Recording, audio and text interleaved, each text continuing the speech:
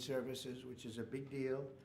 Congratulations to Dr. Oz and his beautiful wife Lisa and their friends and family on this really incredible achievement. Come a long way. It's amazing. Dr. Oz comes to this position as one of the nation's most talented and beloved medical professionals. He graduated from Harvard University. Harvard. Well, how convenient. Should we talk about Harvard? Before obtaining his MD at the University of Pennsylvania School of Medicine, a great one, and really some amazing education while also earning an MBA from the wonderful Wharton School of Business. He completed his medical residency at the world-renowned New York Presbyterian Columbia University Medical Center. Dr. Oz then had a sterling medical career in which he became an internationally acclaimed heart and lung surgeon, highly respected. He served as director of the Cardiovascular Institute and Integrative Medicine program at New York Presbyterian, and as a longtime professor at Columbia University's College of Physicians and Surgeons. Boy, oh boy. Doctor, I thought he just did a show. I only know the show. You know why I know the show? Because he said, I'm a little overweight, I should lose some weight. I did a show, and that's what I got out of it. That was not good.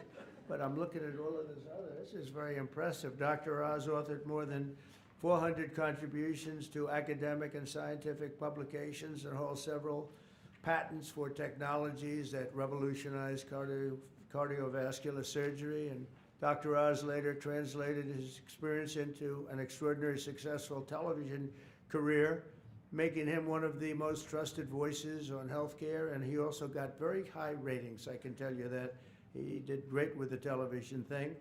As CMS Administrator, Dr. Oz will work tirelessly to strengthen and protect Medicare for our nation's seniors and Medicaid for the needy. Just as I promised, there will be no cuts. We're not going to have any cuts. We're going to have only help. Dr. Oz will work to improve the quality of care for decades to come, and he'll ensure that criminals, fraudsters, and illegal aliens are not permitted to rob America's seniors. They are trying, but they're not going to get away with it. He will also work alongside Secretary of Health and Human Services, Robert F. Kennedy, Jr. I've heard of him. He's a pretty famous guy. He's doing a great job, too, to address the crisis of chronic illness and to make America healthy again. So I want to just thank Dr. Oz, and because this is a big commitment he's making. He has a lot of options, and this is a big, big commitment. And I want to congratulate you and your family on really an amazing life. And I think this is going to be by far the most important part of an already incredible life. So thank you very much. God bless you.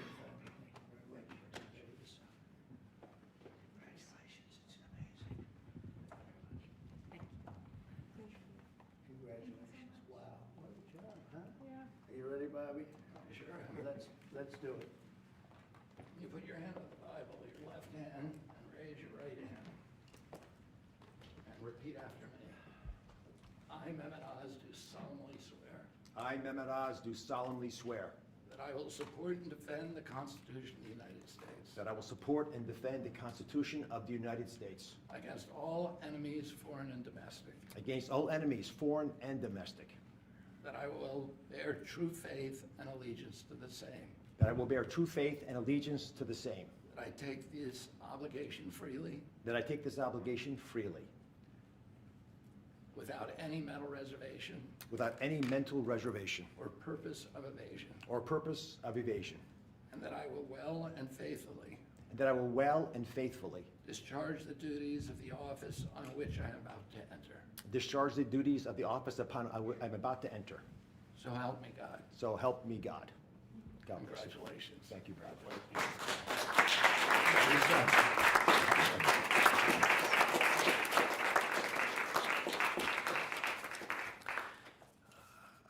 I've got to start off by thanking three people. Mr. President, thank you very much. God bless you for leading our nation, but also courageously leading the MAHA movement, really earnestly in your heart wanting to get America to be healthy again, and for giving me an opportunity to help with that mission. Secretary Kennedy has been leading the charge at Health and Human Services. A dear friend, like a brother, has done unbelievably courageous work because he's curious and he's started answering a lot of important questions. And I will treasure for the rest of my days your trust in me to help you with this progress. Thank you.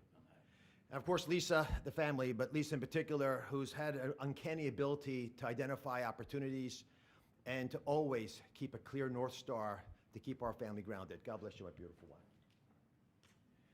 Let me start with a simple premise. Every great society, everyone, has an opportunity to take care of its most vulnerable and treasures that opportunity. And we're great people, so we will do the same.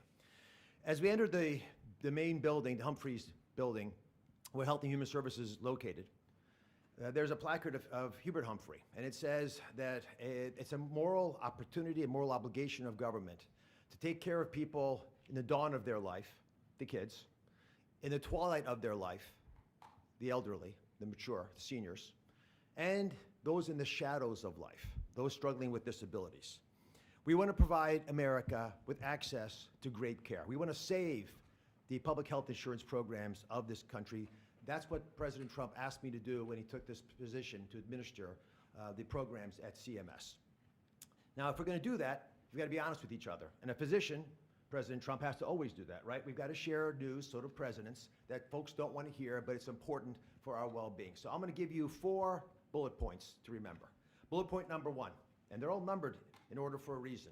Medicaid is the #1 budget item for many states, and it is crowding out education, other important social programs. The states are having a big problem, and that's with the federal government paying most of the bill. Item number 2, healthcare expenditures are increasing at 2% higher than the economy is growing. And because of that, we spend more than 2 times per person on healthcare than any other country on the planet, and we're not getting value for that. Because number 3 is that we are, in America, experiencing an unfortunate problem, which is medical errors are the number 3 cause of death. Did you know that, Mr. President? It's surprising, with that much money invested, we're still having problems. And number 4, our life expectancy, despite all this investment, is continuing to slip back. We're now more than 4 years shorter in our life expectancy than countries that we used to be equal to. But I am optimistic. Why? Because we control our destiny. Because at its very core, we have a generational opportunity, a unique ability to save the healthcare system because we control all the big pieces. America is too great for small dreams. So I've got some big ideas that I'd like to share that we've worked through with my staff who are cordoned off over there, and there's a lot of us. We've got almost more than 6,000 people at CMS working on this and 40,000 contractors helping. So we've got a lot of people. What are we going to do? First, we're going to reduce chronic disease. How do you do that? 70% of the healthcare expenditures of this country are driven by chronic disease. And it is your patriotic duty, I'll say it again, the patriotic duty of all Americans to take care of themselves, because it's important for serving in the military, but it's also important because healthy people don't consume healthcare resources. The best way to reduce drug spending is to use less drugs because you don't need them because you're healthy. And it feels a lot better as well. The President and Secretary Kennedy have been pushing the MAHA agenda because it makes it easier for people to do the right thing, especially the mothers of this great land, because they're the ones who really get caught with this responsibility. They're the ones deciding for their kids. They're the ones we want to empower. And curiosity, which is the key word here, truly asking questions you want the answers to, will allow the MAHA movement to thrive. The next big thing we want to focus on is modernizing Medicare and Medicaid. That's how Americans will get the care that they want, need, and deserve. Need to empower patients and providers, both. The doctors and the patients both have to be equipped with better tools. And the President is showing that he actually does love and cherish Medicare with all these executive orders, like the one on transparency, sir, that really helps us by making sure people are equipped with information. So you shine a light in the dark shadows where so much of the problems happen with the healthcare system. And remember, the most expensive care is bad quality care. That's what we want to stamp out. And finally, we want to crush fraud, waste, and abuse. This is stunning to me. I've got a message for all the bad guys from me, the Secretary, and the President. We are going to stop people from stealing from our most vulnerable, from stealing with the taxpayers of America, or honestly trying to support these programs. And we're going to be able to do it in quite a few ways. We are coming for you. And I'll give you a couple examples. Mr. President, these are ones that you may want to use in some of your future conversations. Almost 250,000 people, American citizens, were fraudulently enrolled without their knowledge in exchange programs by brokers who were unscrupulous, stealing from the U.S. government by pretending these people were on programs they never told them about. Tens of millions of dollars, Mr. President, are being spent on illegal immigrants receiving Medicaid in California, and they're pushing the bill to us. Should we stop that? I think so. That will not continue. We're spending about $1 billion on Medicaid programs for dual state eligible patients, which means you live in one state, but the system thinks you're another state, or maybe a third state, and we're paying all 3 states for services you're not getting because you don't live in 3 states all at once. And finally, and this one really bothers me, there are states who are using Medicaid. Medicaid dollars for people who are vulnerable are being used for non-medical purposes. For example, public labor unions are getting child care through some of this money. That doesn't make sense to me. Housekeeping, I wish I could get that for my home. There's a big problem with student loan repayments taking place with Medicaid dollars. That's not where it should be used. And we are paying for DEI programs. I could go on, but these are all programs, Mr. President, that we have created a war room at CMS to go after, to catch the fraud in real time before the money leaves the federal coffers, so we have the money to reinvest in healthcare to make it even stronger than it's been before. Together, we're going to make the care better. We're going to make the outcomes improve, and we're going to make sure that America can actually be the healthiest country that could ever possibly be. We'll make America healthy again. God bless you both, sir.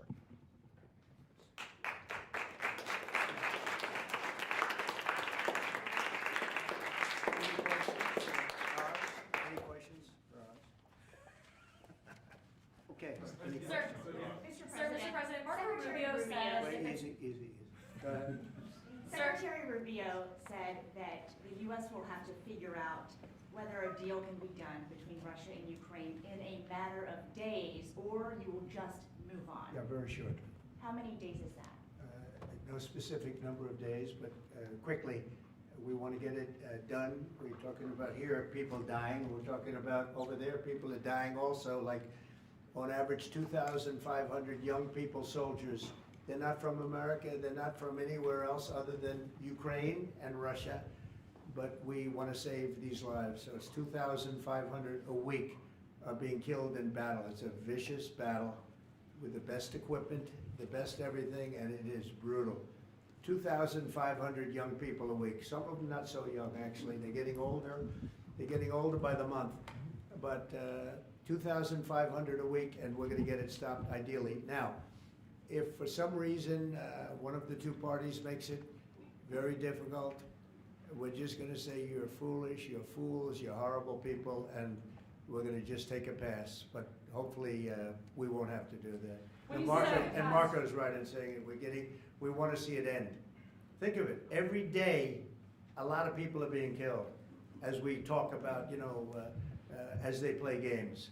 So we're not gonna take that, and we'll see. I think we have a good chance of solving the problem, however. Yeah. What are you prepared to walk away completely from these efforts and these talks? Well, I don't want to say that, but we want to see it end. We want to see it end, yeah. Is Vladimir Putin stalling, in your view, Mr. President? I hope not. I'm going to let you know about that soon if he is, but I hope not. He's got a big force out there, big force. It's a war that should have never happened. It would have never happened if I was president. That's a war, and it didn't happen for 4 years. That's a war that should have never happened. October 7th, Israel would have never happened. Iran was broke, and now we'll see what happens with Iran. We have a lot of them out there. We have a lot of things that we're working on right now that shouldn't have happened. None of it. Ukraine would have never happened with Russia.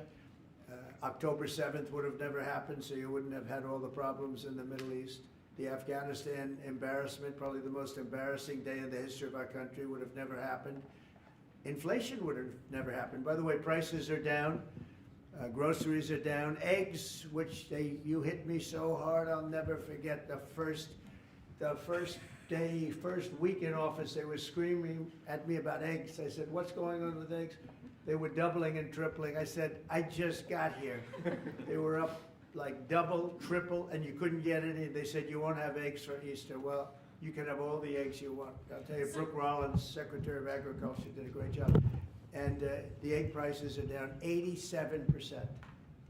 But nobody talks about that. You can have all the eggs you want. We have too many eggs. In fact, if anything, the prices are getting too low. Mr. President, President, So I just want to let you know, prices are down. Gasoline yesterday in 3 states hit $1.98 a gallon. And it looks like it's at a level that it hasn't seen since my days, my 4 years. So it's about I'd say maybe, I think we're going to be averaging $2.25 very soon. So I just want to let you know, though, because I keep hearing about prices and inflation. Prices are coming down, not going up. Only the fake news says they're going up. The only thing that's even are interest rates. And if we had a Fed chairman that understood what he was doing, interest rates would be coming down too. He should bring them down. Yeah, please. Mr. President, what do you need to see from both sides in order to keep negotiations going? What do you want to see from Russia and Ukraine? I have to see, my whole life has been one big negotiation, and I know when people are playing us, and I know when they're not, and I have to see an enthusiasm to want to end it. And I think I see that enthusiasm. I think I see it from both sides. do you think Russia's But you're playing gonna you? know soon. Do you think Russia's playing you? No, nobody's playing me. I'm trying to help. You know, this was Biden's war, by the way. By me getting involved, you know, they'll say, oh, it's Trump. This is not Trump's war. This is Biden. This is a war that should have never happened. Okay? Think of it. Those cities are crushed and crashed, and all those beautiful steeples, the most beautiful in the world, actually considered the most beautiful in the world, most of them are now smashed to smithereens, as they say, and lying on the ground in a million pieces. Those towns are crushed, the whole place. It's so horrible. And millions of people are dead, far more than you think. That's one thing you're going to get out of this war. You're going to find out that your estimates are far lower than, it's far worse than people think. Nobody's playing anybody. We are going to see if we can get it done. I think we have a really good chance of getting it done, and it's coming to a head right now. If you Is do that Iran? Is that Iran? Do you continue to think- support would you- Ukraine militarily, Say it. if you do decide to move on or take a pass, Mr. President, would you then continue to support Ukraine Well, militarily? I'm not going to say that because I think we're going to get it done. On Iran, the IRS is having Iran There's a group of Venezuelan men down in Texas who have been alerted that they are soon going to be deported under the Alien Enemies Act. Have you authorized that operation, I and don't know where are they about going the to go? group you're talking about, but if they're bad people, I would certainly authorize it, yeah. You know, I won an election in a landslide. We won all 7 swing states. We won by millions of votes. We won 2,750 districts to 505 districts. 2,750 to 505. That's why the map, when you look at it, is all red. And one of the biggest reason, I think the biggest single reason, actually, I'd like to say it's because of this, because I think they're going to come up with things that are incredible, but probably the biggest reason was because of the border and because of illegal immigration. And the people of this country want those people out. Because what Biden did, and I don't know if he did it, I'm not even sure he knows what the hell he was doing, but what his people did, representing him, was allow millions and millions of people from jails, from prisons all over the world, people from mental institutions and insane asylums, gang members, drug dealers, pouring into our place. And you know what? Our people voted for me to get them out. They want them out. They want them out. And we've done a hell of a job. And by the way, Ecuador and various places, but El Salvador, we've been helped by a lot of other states where they're helping us, actually. Because you couldn't, look, what this man was thinking when they allowed open borders and people to come in, if you look at Venezuela, their crime is down by 72%. You know why? They took all their criminals off the street. They took all their prisoners from jail. They took murders. 11,088 murderers were released into our country. Bad things are going to happen. Bad things. And we're getting them out. And that's why I was elected. A judge wasn't elected to do that. I was elected to do that. And we're doing it in record fashion. We have the safest border, the most secure border we've ever had. See the Declaration of Independence? You should all read that before you leave. That's the real deal.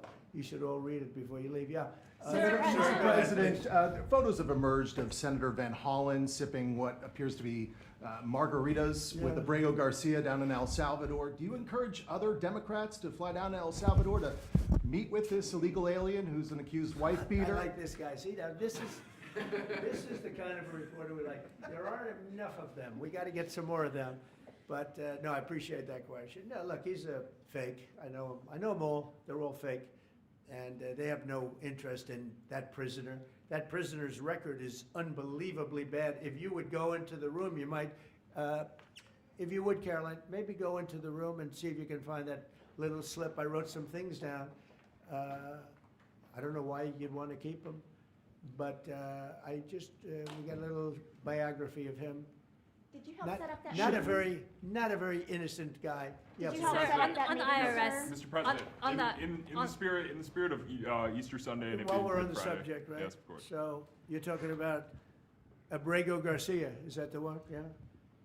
Is an illegal alien MS-13 gang member and foreign terrorist. This comes out of the State Department and very legitimate sources. I mean, I assume, I'm just giving you what they handed to me, but this was supposed to be certified stuff. In 2019, Garcia was issued a deportation order.